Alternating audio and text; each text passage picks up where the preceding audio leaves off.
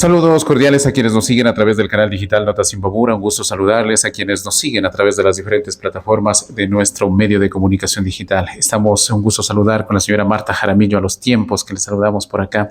Con ella hemos estado abordando en otro medio de comunicación antes y ahora lo vamos a hacer en Historias sin contar de Notas Imbabura. El caso de su hijita que hace aproximadamente 7 años, señora Marta, ocurrió esto, un femicidio en donde lamentablemente Samia perdió la vida.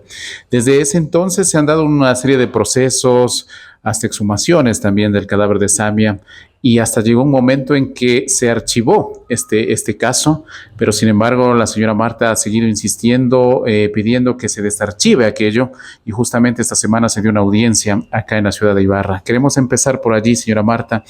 Sigue la lucha de usted pidiendo justicia. ¿Por qué decimos que sigue la lucha? Porque no se ha llegado a una sentencia a la que usted quisiera, porque el presunto responsable de aquel femicidio aún sigue libre. Conversábamos extra micrófonos. ¿Qué es lo que ha sucedido? Para hacer un breve resumen nada más, ¿cuándo fue que se archivó el caso de Samia y ahora hay la posibilidad de desarchivarse? Bienvenida. Buenas tardes, muchas gracias. Sí, el día miércoles anterior se dio la audiencia para tratar el caso de Samia, ya que el mes de junio más o menos del año anterior se archivó por petición de la fiscal a cargo del caso. ¿Quién lleva este caso a propósito? La doctora Sandra Quinteros. Fue la cuarta fiscal. Se cambió de fiscal, ¿no? Porque recordemos que estaba otra persona y a pedido de ustedes. La primera fiscal que estuvo a cargo del caso es la doctora María Bernal, quien durante 1 año y medio aproximadamente el caso no avanzó, se quedó en indagación, que es hasta el momento que se encuentra en ese estado, en indagación previa. Yo pedí que cambien de fiscal, ya que se le veía claramente que la doctora no seguía el debido proceso y más que todo no aplicaba género, que es lo que se trataba en este caso, que de femicidio. Luego le dieron al doctor Jefferson Ibarra, pero él estuvo solo por 3 meses. Luego le dieron a la doctora Yolanda Muñoz. Igual hubo unas ampliaciones de versión en cuanto al sospechoso, pero no se llegó a ningún lugar igual. Hubo en ese caso, hubo la petición de ella, un intento de archivar, pero fue hasta donde fiscal provincial, que en ese entonces era el doctor Genrea, quien vio que sí había todavía diligencias por hacer, entonces no se dio el paso al archivo. Luego de eso me asignaron a la doctora Sandra Quinteros, quien fue la cuarta fiscal, pero igual no se procedió a hacer para recaudar otros elementos en cuanto a la investigación. ¿Y fue ella quien solicitó el archivo? Fue la doctora Quinteros la que pidió el archivo, fue hasta el juzgado y la jueza, al revisar, ella sí vio algunos elementos que se podían tomar en cuenta para que no se archive el proceso. Pero el fiscal provincial, el doctor Luis Ponce, él se ratificó en el archivo. Entonces, desde ese momento, no me sentí, conforme. Desde ahí comencé a golpear puertas, he viajado hasta la ciudad de Quito, me he reunido con otras mamitas igual que están pasando por la misma situación mía, que implorando justicia, gritando justicia para que no se queden nuestros casos en la impunidad. Hemos acudido a diferentes organizaciones del Estado, como son el Ministerio de la Mujer, hemos ido a la Fiscalía General del Estado, a DINASED, hemos ido también a la Presidencia de la República y a la Asamblea, en donde el caso fue expuesto en la Comisión de la Verdad. ¿Hasta la Asamblea llegó su caso, señora Marta? Sí, hasta la Asamblea, al igual que de otras mamitas también que se expusieron ahí nuestros casos.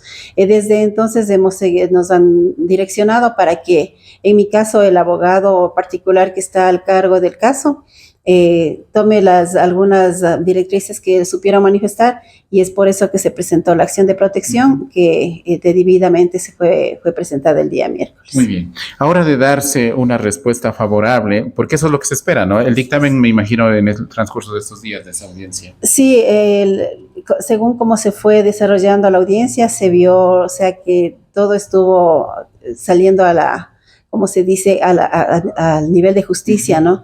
De que tenemos la esperanza de que sí se desarchive el proceso, y tenemos que esperar, ya que los jueces que estaban a cargo Se tomaron el tiempo para poder ya tomar la decisión y en el transcurso de estos días me supongo que ya deben Ahora, pronunciarse. señora Marta, en el caso de que se dé, sea favorable para usted esta petición y todo eso, nuevamente se desarchive, es la palabra que estamos utilizando, ¿qué pasaría en ese caso? ¿Qué viene nuevamente? Al desarchivarse el proceso, lo que esperamos es que la investigación siga. Tenemos que esperar que asignen un fiscal para que siga. Otro, ¿no? La que está o la que Me archivó. supongo que debe ser otro fiscal, no pueden asignarle al mismo. Ya. Y seguir con la investigación porque todavía hay algunas diligencias que faltaron por hacer y a eso solo depende de Fiscalía porque se supone que Fiscalía es la que encargada de investigar y llegar hasta las últimas consecuencias, cosa que yo desde un principio sentí que no fue así. Ahora, lo que usted pide para que se reabra nuevamente este caso, obviamente, es para que se haga justicia. Usted quiere que esta persona, el presunto autor del femicidio de su hija, pague. Así es, lo que necesito es que la verdad salga a la luz, que el culpable pague su crimen y que el caso de mi hija no se quede a la impunidad y marcar más que todo un precedente de que no hay que dejarse vencer, de que hay que luchar y alcanzar esa meta que nos hemos propuesto, de que el culpable quede en evidencia y que la justicia llegue. El culpable o el presunto, porque hasta que no la justicia, o sea, usted sabe, conocemos quién fue el presunto autor de ese homicidio, pero hasta que no hay un dictamen hablamos de presunto como medios de comunicación. ¿Dónde está? Es el presunto sospechoso está disfrutando de su vida sin deberle nada a nadie. Como que nada ha pasado. Como que nada ha pasado. Okay. Sé que él tiene su trabajo, sigue su vida, tal vez tenga por ahí parejas, pero lo que sí sé es que tiene unos hijos, porque creo que tiene que también que ser responsable ante una sociedad y que si yo como digo, si ha cometido este delito, tiene que algún rato la conciencia remorderle y dar la cara y asumir su culpa. Es lo que espero que la justicia le ponga en evidencia. A eso voy, al tema de la justicia. Quisiera escuchar una versión suya, usted como la que ha vivido en carne propia todo esto. ¿Cómo le ve el accionar de la justicia? Han existido casos, muchos a nivel de país, pocos sentenciados, y los que han sido sentenciados es ¿por qué? Porque de cierto modo han llegado a instancias ya grandes, hablemos como del gobierno, una presión ahí que se ha hecho y todo eso, pero casos pequeños o que se han dado, no pequeños digamos, sino que se han dado en ciudades pequeñas, como que la justicia les ignora y todo eso y queda en nada. ¿Cuál es su concepto de la justicia en nuestro país sobre estos casos? La justicia en nuestros países, digamos, no es un ente en quien confiar, y al igual que en muchas otras situaciones y en otros estatus, se puede decir, de la sociedad, está corrompida. Aquí siempre tratan de opacar la verdad, y mucho más si es que digamos que las familias de las víctimas son humildes, lo que hacen es dejarles a un lado, tapar o seguir tomando casos más sonados, se puede decir, pero los casos así están a voz bajita y mejor que no se acuerden o no tocarlos, y es ahí en donde duele, que la justicia no es para todos. La justicia es quizá para los que tienen poder económico o que en verdad ellos se han sabido, como se dice, mover y llegar a lugares, a organizaciones más avanzadas para que puedan echar una mano y poder sacar a flote el proceso. Y muchas de las cosas o muchos de estos delitos que se dan de femicidio, hablemos en nuestro país, mucho tiene que ver y está relacionado a las parejas sentimentales, ¿no? En lo que pasó hace poco nomás con el señor oficial de policía y toda la situación en el caso de la doctora Bernal, que se hizo pues también ya vemos un tema internacional también que llegó a la conmoción. Y bueno, era la pareja sentimental presuntamente, es más, convivía y todo eso. No quiero profundizar más, pero en el caso de Samia era algo parecido. ¿Qué era este señor? El sospechoso era la pareja de Samia. Yo le conocí como el novio de Samia. ¿Quién sabía? ¿Convivían los dos? No convivían, solía ir por ella, salían salían los fines de semana. Esto estaba siempre pendiente de estar en la casa de Samia buscándole. Era una persona que a mí particularmente me dio una mala impresión, por lo que yo sí dije a Samia, por favor, no quiero que este sujeto esté entrando siquiera o que venga acá, porque la imagen que él me produjo a mí era cierto temeroso. Desde el primer momento usted ya dudaba de este personaje. Así es, y luego que sucedió esta tragedia para mí, yo comencé a indagar un poco en los antecedentes de este sujeto, y en verdad es una persona de un poco de cuidado, ¿no? Es así. Ahora, el día que pasó esto, Samia salió con este ciudadano. ¿Qué es lo que pasó? Lo que podemos contar es duro, claro, recordar esto, pero para que la gente tenga un contexto de lo que estamos contando en este segmento de Historias sin Contar, y que la justicia también refresque lo que ha pasado. El día que Samia salió, fue este novio a buscarle a la casa. Y yo lamentablemente ese día no estuve, porque fue ahora de salida de clases y tengo un chico pequeño todavía. Ella se quedó en casa. Los vecinos le vieron que él fue a la casa por Samia para salir, porque precisamente ese día había sido el cumpleaños de este sujeto, y supuestamente iban a festejar. Ese era el pretexto, que salía a buscarle a Samia y todo. Así es, como sabía decir, nos vamos de rumba. Esa era la palabra que sabía decir este sujeto. Las amigas de Samia igual dijeron, sí, en verdad salió con él porque era el cumpleaños, iban a festejar. Cuando ya Samia ya no iba a casa, me preocupé y le llamaba a este sujeto, pero el celular no tenía. Llamaba a la casa, y cuando me contestó supo manifestarme que a Samia ni siquiera le había visto, y que hace tiempos que no le había visto a Samia. Pero el día de la reconstrucción de los hechos sí supo decir ahí que estuvo con Samia. Entonces él es la última persona que vio a Samia con vida, y estuvo con ella en el mismo lugar, tiempo, espacio. Entonces no hay otra persona que puede decir. Él puede decir en las declaraciones. En algún momento, en las primeras declaraciones, él negó de que él no había estado en ese momento con ella. Fue así es. Pero después de la reconstrucción cambia. Hubo cambios en la reconstrucción de los hechos. Él ya aceptó que sí estuvo con Samia, incluso nos fue indicando los lugares por donde había caminado con Samia. Y coincidentemente él supuestamente también tuvo un accidente justo en el mismo lugar que a Samia le encuentran sin vida. Entonces, si él negaba todo esto, trataba de desvincularse, y lamentablemente la fiscal que estuvo en ese momento a cargo le desvinculó, porque le tomó la palabra de él como creíble.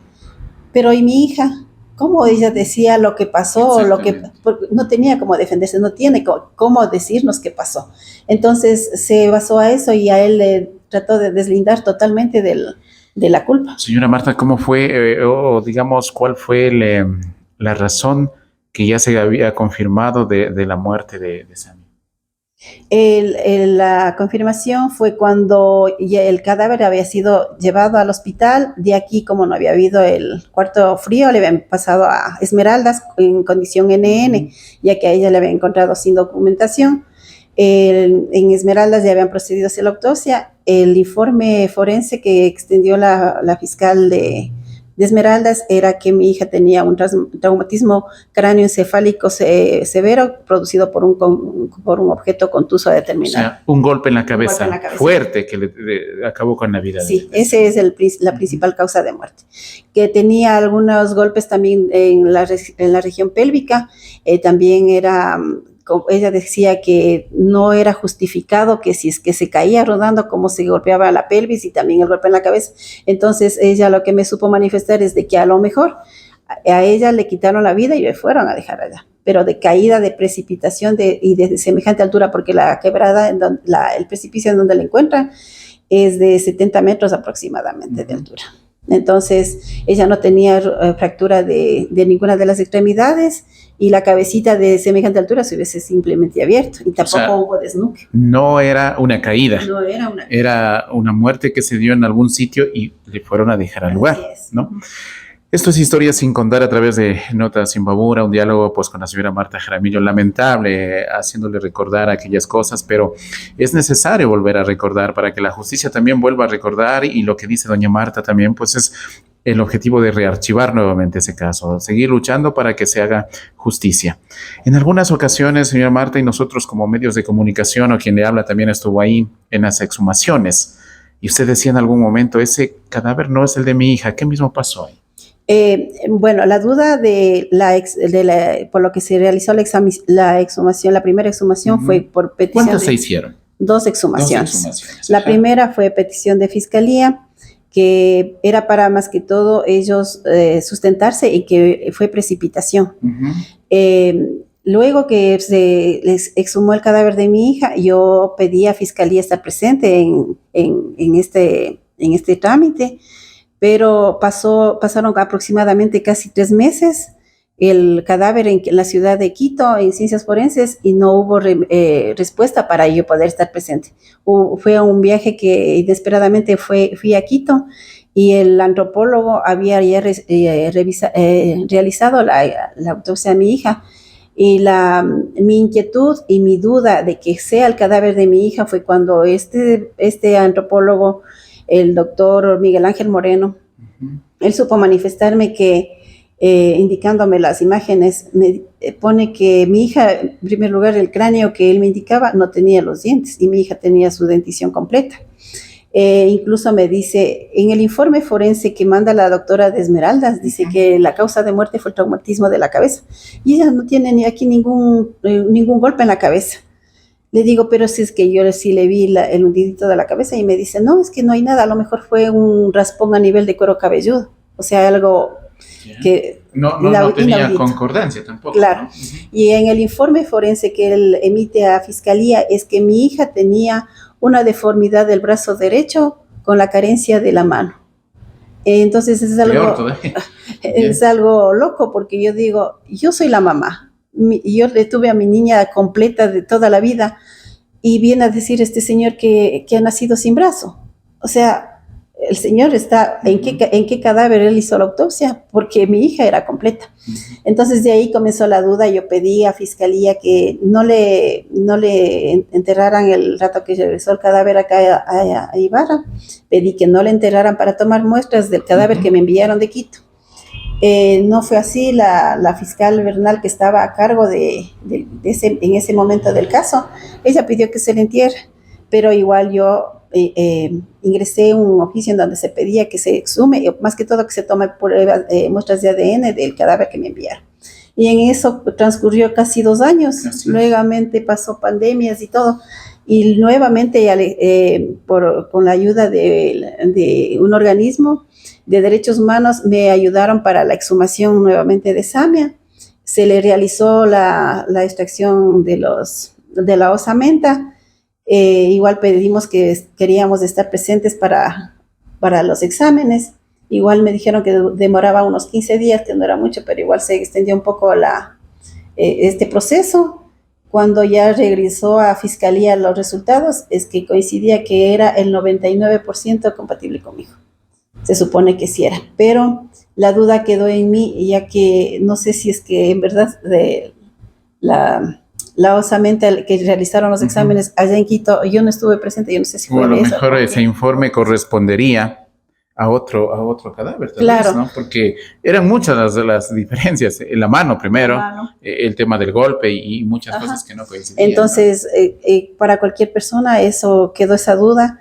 Entonces, yo lo que tenía que hacerme es conformarme con el oficio que estaba ahí en fiscalía de que sí era compatible. Desde entonces, Fiscalía no ha hecho absolutamente otra pericia para poder seguir avanzando en el caso, y sobre todo porque Fiscalía en ningún momento Fiscalía se propuso la investigación dirigida con género, ¿no?